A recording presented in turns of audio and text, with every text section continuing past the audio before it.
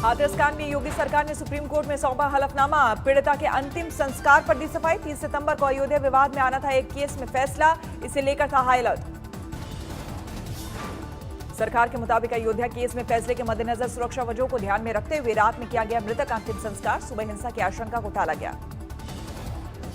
योगी सरकार के मुताबिक अंतिम संस्कार से पहले पीड़िता के परिजनों से इजाजत ली गई, उनकी मौजूदगी में हुआ अंतिम संस्कार।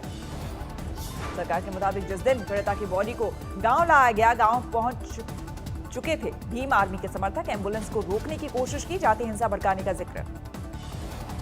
योगी सरकार ने सीबीआई जांच की सिफारिश पर भी दी सफाई। जातिगत दंगे भड़काने की साजिश को देखते हुए सीबीआई जांच की सिफारिश की, हालांकि जांच में राज्य की एजेंसी सक्षम। हाथरस कांड में प्रवर्तन निदेशालय की भी एंट्री। हिंसा भड़काने के लिए विदेशी फंडिंग की जल्द जांच कर सकती है ईडी की टीम। सीएम योगी ने कल लगाया था आरोप, वेबसाइट बनाकर हाथरस कांड के बहाने यूपी में जातीय हिंसा भड़काने की कोशिश की गई। इसके लिए विदेशी फंडिंग का किया गया था जिक्र। हाथरस जा रहे 4 शख्स गिरफ्तार। सभी का ताल्लुक पॉपुलर फ्रंट ऑफ इंडिया से। इनके पास मिला माहौल खराब करने वाला संदिग्ध साहित्य। वाहनों की चेकिंग के दौरान मथुरा के मांड इलाके में किया गया गिरफ्तार। गतिविधियां संदिग्ध दिखने पर किया गया गिरफ्तार। हाथरस के बहाने साजिश को लेकर शुरू हुई धरपकड़। लखनऊ में भड़काऊ पोस्टर लगाने की तैयारियों का पर्दाफाश। सीएम योगी का आरोप, हाथरस के बहाने राज्य में माहौल बिगाड़ने का था पूरा प्लान। एंटी सीए प्रोटेस्ट की तर्ज पर तैयार थी माहौल बिगाड़ने की प्लानिंग। जस्टिस फॉर हाथरस नाम की वेबसाइट पर जांच एजेंसियों को मिली कई आपत्तिजनक सामग्री। साजिश के कई अहम सुराग भी बरामद। सीएम ने कल हाथरस के नाम पर साजिश में पीएफआई और एसडीपीआई जैसे संगठनों पर जताया था शक। इंसाफ के नाम पर विदेशी फंडिंग का भी किया था जिक्र। हाथरस के बहाने साजिश के सरकार के दावे को विपक्ष ने किया खारिज। कहा मुद्दे से ध्यान भटकाने की कोशिश।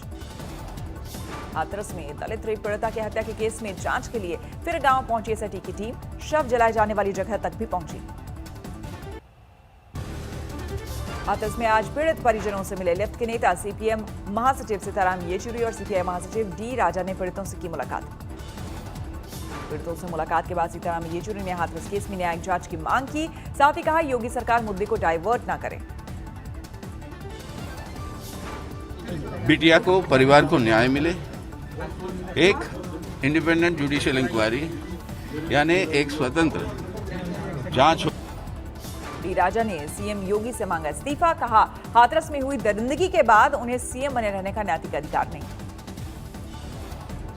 That is why we are demanding the resignation of Adityanath, and Adityanath government has completely failed.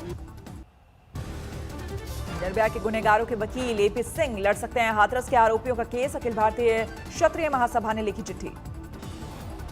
Hathras मामले में दाखिल पीआईएल पर आज सुनवाई कर रहा है सुप्रीम कोर्ट। सीबीआई जांच और केस को दिल्ली ट्रांसफर करने की मांग को लेकर है जनहित याचिका। हाथरस की एक और बलात्कार पीड़िता ने तोड़ा दम। अलीगढ़ में वारदात के 15 दिन बाद बलात्कार की शिकार 6 साल की मासूम की मौत।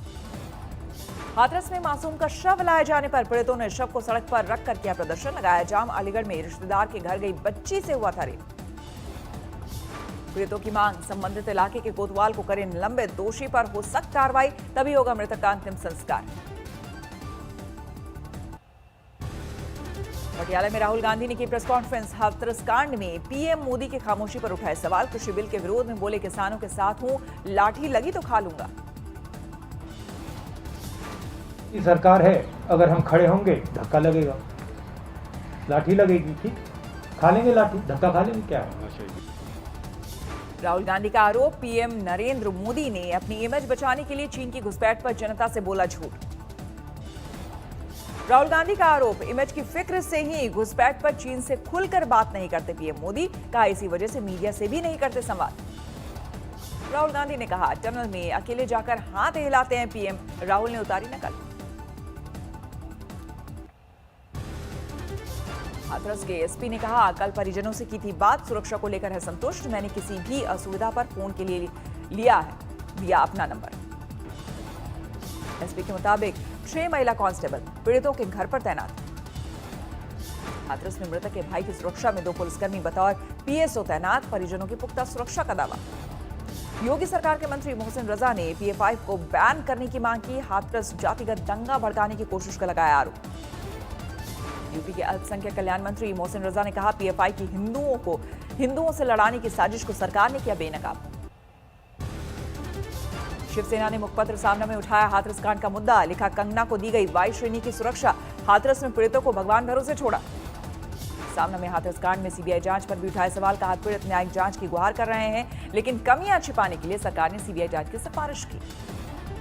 शिवसेना ने हाथरस में विपक्षी दल के नेताओं कार्यकर्ताओं पर लाठीचार्ज का उठाया मुद्दा, सामना में लिखा, अगर दलित पर हुआ इस तरह का अत्याचार तो सड़क पर उतरेगी शिवसेना। श्रीनगर में आतंकी हमले में शहीद 2 सीआरपीएफ जवानों को दी गई श्रद्धांजलि, कलपमपुर में हुए आतंकी हमले में हुए थे शहीद। कल हुए आतंकी हमले में 5 जवान घायल भी हुए थे, सीआरपीएफ टुकड़ी पर आतंकियों ने घात लगाकर किया था हमला। 8 अक्टूबर को मनाए जाने वाले एयरफोर्स डे की जोरदार तैयारी, गाजियाबाद में हिंडन एयरबेस पर फुल ड्रेस रिहर्सल, हवाई पट्टी पर नजर आए रफेल समेत कई लड़ाकू विमान। हिंडन एयरबेस पर आसमान में दिखा जवानों का करतब की पैराग्लाइडिंग, हेलीकॉप्टर्स ने भी भरी उड़ान।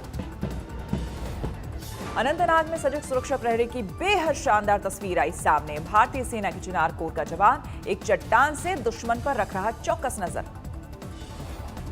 अयोध्या में दीपावली के मद्देनजर आम की पैड़ी से तेज हुआ सौंदर्यीकरण का काम, 57 करोड़ की परियोजना। कोरोना को लेकर गुजरात हाईकोर्ट भी सख्त, बिना मास्क के घूमने और राजनीतिक रैली निकालने वाले नेताओं से जुर्माना वसूलने का फरमान। बॉलीवुड ड्रग केस में रिया और उनके भाई शौबिक की बड़ी मुसीबत, सेशन कोर्ट ने 20 अक्टूबर तक दोनों की बढ़ाई न्यायिक हिरासत। सुशांत की बहन प्रियंका सिंह हाई कोर्ट में दी याचिका, रिया के खुद पर दर्ज किए केस को बनाया मुद्दा। मुंबई पुलिस ने जाली सोशल मीडिया अकाउंट पर कसा शिकंजा, आईटी एक्ट के तहत दर्ज की 2 एफआईआर।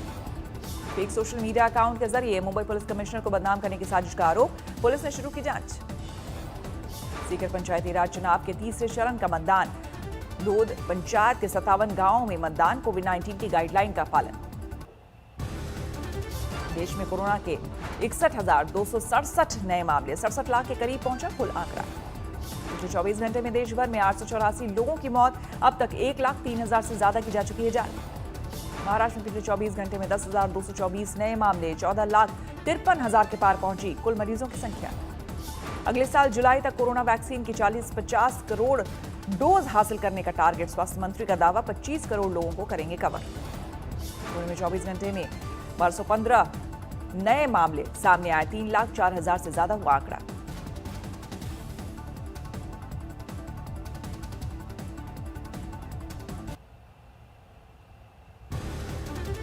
बिहार में गठबंधन से अलग होते ही जेडीयू पर हमलावर हुई एलजेपी, चिराग बोले, बिहार में जिस तरह विकास कार्य होना चाहिए वैसा नहीं हुआ।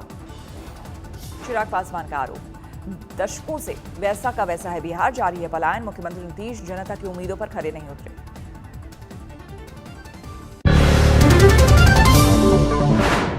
नमस्कार, मैं हूं अंजना ओम कश्यप। हमें उम्मीद है ये वीडियो आपको पसंद आया होगा। लेटेस्ट खबरों के लिए यूं ही देखते रहिए आज तक, और इस वीडियो के पसंद आने पर लाइक, शेयर एंड सब्सक्राइब करना ना भूलें।